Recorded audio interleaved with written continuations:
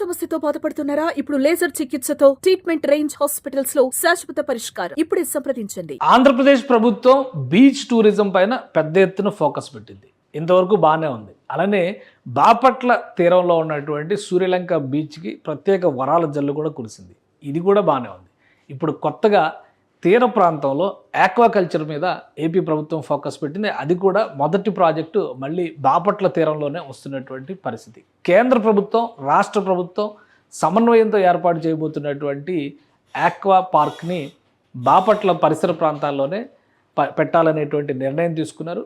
కేంద్రం రాష్ట్ర ప్రభుత్వాలు దీనిలో భాగస్వాములు అవుతాయి. ఇన్వెస్ట్మెంట్ బాధ్యత అంతా కూడా కేంద్ర రాష్ట్ర ప్రభుత్వాలే భరిస్తాయి. అలానే ఆ ప్రాంతంలో ఆక్వా రంగం ఊతమందుకునేలాగా ప్రోత్సహించబోతున్నారు. ఈ పార్క్ విశేషాలు ఏంటి, దీనిలో ఉన్న ప్రత్యేకతలు ఏంటి తెలుసుకుందాం. ఇటీవలే టూరిజం శాఖ మంత్రి కందుల దుర్గేష్ బాపట్ల వెళ్ళారు. అక్కడ ఒక ప్రైవేట్ రిసార్ట్ని ఓపెన్ చేశారు. వాటర్ గేమ్స్కి సంబంధించినటువంటి రిసార్ట్. సూర్యలంక బీచ్ వచ్చేలోపు ఇలాంటి రిసార్ట్స్ అవసరాలు తీరుస్తాయి యాత్రికులకు సంబంధించి, పర్యాటకులకు సంబంధించి అన్నారు. ఆ బీచ్కి అతి సమీపంలోనే ఇప్పుడు మరొక టెక్ పార్క్ని కూడా, ఈ ఆక్వా పార్క్ని కూడా ఏర్పాటు చేయబోతోంది రాష్ట్ర ప్రభుత్వం. ఈ ఏర్పాటు చేస్తున్నటువంటి దానికి సంబంధించినటువంటి జియో కాపీ రిలీజ్ అయింది. ఒకసారి ఆ జియోని మనం చూద్దాం. ఇది ఏహెచ్డిడిడి అండ్ అంటే ఫిషరీస్ డిపార్ట్మెంట్కి సంబంధించి administrative sanction for the work of establishment of an integrated aqua park in Parisavaripalem. So Parisavaripalem Dindi village దగ్గర నిజాంపట్నం మండలంలో బాపట్ల జిల్లాలో వచ్చేటువంటి ప్రాజెక్ట్ ఇది. 88 కోట్ల రూపాయల వ్యయంతో ఈ ప్రాజెక్ట్ని పెట్టబోతుంది కేంద్ర రాష్ట్ర ప్రభుత్వాలు ఉమ్మడిగా. దీనికి సంబంధించిన అడ్మినిస్ట్రేటివ్ శాంక్షన్కి జియో రిలీజ్ చేసింది ఆంధ్రప్రదేశ్ ప్రభుత్వం. ఒకసారి చూద్దాము ఈ ప్రాజెక్టుకి సంబంధించినటువంటి విశేషాలు ఏంటి, ఇందులో ఏం చెప్తున్నారో ఒకసారి అది కూడా చూద్దాం. ఈ రెఫరెన్స్లో చెప్పినటువంటి మాట, establishment of integrated aqua park a total cost of 88 crores 88 కోట్లు విలువ చేసేటువంటి ఈ ప్రాజెక్టులో సెంట్రల్ షేర్ 52.85 కోట్ల రూపాయలు, స్టేట్ షేరు 35.23 కోట్ల రూపాయలు. సో ఇదొక ప్రధానమంత్రి మత్స్య సంపద యోజన. అంటే ఇక్కడ విషయం ఏంటంటే, ముఖ్యమంత్రి పదవిలో ఉన్నటువంటి వ్యక్తి ప్రధానంగా చంద్రబాబు నాయుడు ఆ అధికారంలో ఉన్నటువంటి సందర్భంలో ఆయన తీసుకునేటువంటి నిర్ణయాలు ఎలా ఉంటాయంటే, కేంద్రం నుంచి వచ్చేటువంటి పథకాలను మ్యాక్సిమం యూటిలైజేషన్ ఎలా చేయాలనే దాని మీద టాస్క్ ఉంటుంది. ఇక్కడ ఒక యోజన ఉంది, ప్రధానమంత్రి మత్స్య సంపద యోజన, PMMSY. ఈ యోజనను ఉపయోగించుకున్నారు. ఆల్రెడీ సూర్యలంక బీచ్కి కూడా శాస్కి అనేటువంటి స్కీమ్ ద్వారా భారత్ దర్శన్ 2.0 పథకం ద్వారా నిధులు రాబట్టారు. ఇక్కడ కూడా కేంద్ర ప్రభుత్వానికి సంబంధించినటువంటి ఒక పథకాన్ని ఉపయోగించి రాష్ట్ర ప్రభుత్వం 35 కోట్లు పెడితే కేంద్ర ప్రభుత్వం 52 కోట్లు పెడుతుంది. అంటే కేంద్ర ప్రభుత్వ షేరే ఎక్కువ ఉంది. సో ఈ ఒక రకంగా మ్యాచింగ్ గ్రాంట్ అనుకుందాం. ఆంధ్రప్రదేశ్ ప్రభుత్వం ఇచ్చేటువంటి దానికి మిగిలిన మొత్తాన్ని కేంద్ర ప్రభుత్వం ఇస్తుంది.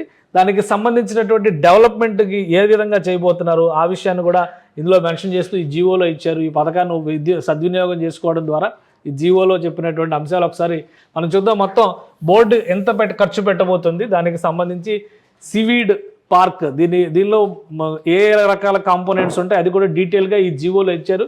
సీవీడ్ పార్క్ 6.72 కోట్ల రూపాయల ఖర్చు అవుతుంది. దీనిలో రాష్ట్ర ప్రభుత్వం ఎంత పెడుతుంది, కేంద్ర ప్రభుత్వం ఎంత పెడుతుంది అది కూడా డీటెయిల్స్. ఫిష్ డివిజన్ 25 కోట్ల రూపాయల ఖర్చు అవుతుంది. దీనిలో కేంద్ర ప్రభుత్వం 15 కోట్లు, రాష్ట్ర ప్రభుత్వం 10 కోట్లు పెడుతుంది.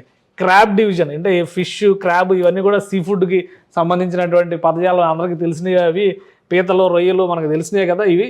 అది 9.88 కోట్ల రూపాయలు క్రాబ్ డివిజన్, అంటే పీతలకు సంబంధించినటువంటి డివిజన్కి అయ్యే ఖర్చు. అందులో 5.92 కోట్లు కేంద్ర ప్రభుత్వం ఇస్తుంది, 3.9 కోట్లు రాష్ట్ర ప్రభుత్వం ఇస్తుంది. ఇక సీ ఫుడ్ ప్రాసెస్ పార్క్, దీనికి 13.78 లక్షల రూపాయలు ఖర్చు అవుతుంది. అందులో 8.26 లక్షల రూపాయలు కేంద్ర ప్రభుత్వం ఇస్తుంది, రాష్ట్ర ప్రభుత్వం 5.50 లక్షల రూపాయలని ఖర్చు పెట్టడానికి సిద్ధంగా ఉంది. ఇక ష్రింప్ డివిజన్, ఇందులో 18 కోట్లు ఖర్చు అవుతుంది. ఇందులో 11 కోట్లు కేంద్ర ప్రభుత్వం ఇస్తుంది, రాష్ట్ర ప్రభుత్వం 7.43 లక్షల రూపాయలు ఇవ్వబోతుంది. ఇక ఆర్నమెంటల్ ఫిష్ టెక్నాలజీ పార్క్, ఇవన్నీ కూడా డిఫరెంట్ సెగ్మెంటేషన్స్ కింద మొత్తంగా పెడుతున్నటువంటి పార్క్. దీనికి కావాల్సినటువంటి ల్యాండ్ అంతా కూడా రాష్ట్ర ప్రభుత్వమే సమకూరుస్తుంది.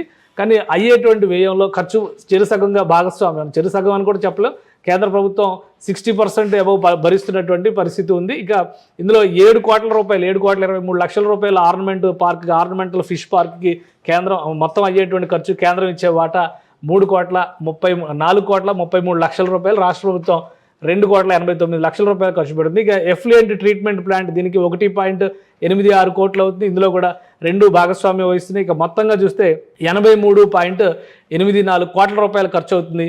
రాష్ట్ర ప్రభుత్వ వాటా 33.53 కోట్లు.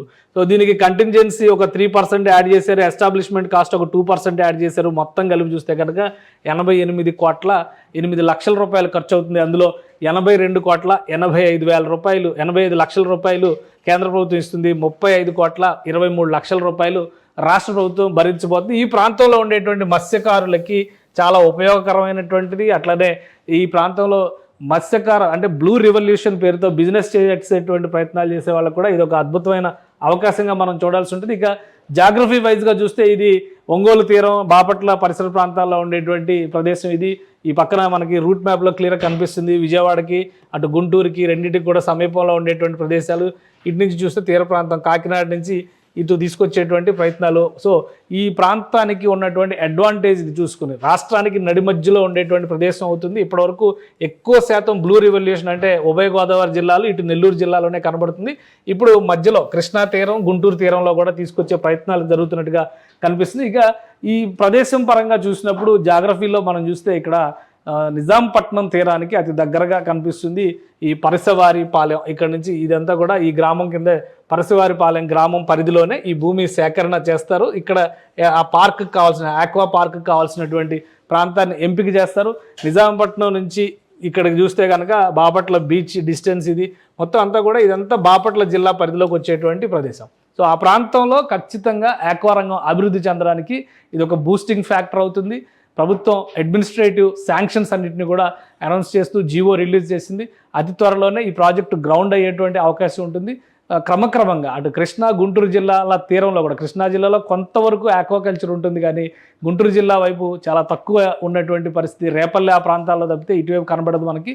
ఇప్పుడు ఈ ఆక్వా పార్క్ ఏర్పాటు చేయడం ద్వారా ఈ పరిసర ప్రాంతాల్లో కూడా బ్లూ రివల్యూషన్ అంటే నీలి విప్లవానికి ఒక నాంది పలికినట్టుగా మనం చెప్పొచ్చు. ఆ ప్రాంతంలో మత్స్య సంపద వృద్ధి చెందడానికి ఈ ప్రాజెక్టు ఊతమిస్తుంది. కేంద్ర ప్రభుత్వ వాటా, రాష్ట్ర ప్రభుత్వ వాటాతో అతి త్వరలోనే ల్యాండ్ కాబోతుంది ఈ కొత్త ఆక్వా పార్క్ ప్రాజెక్ట్. సుమన్ టీవీలో మీ పర్సనల్ అండ్ బిజినెస్ ప్రమోషన్స్ కోసం కింది నెంబర్కి కాంటాక్ట్ చేయండి.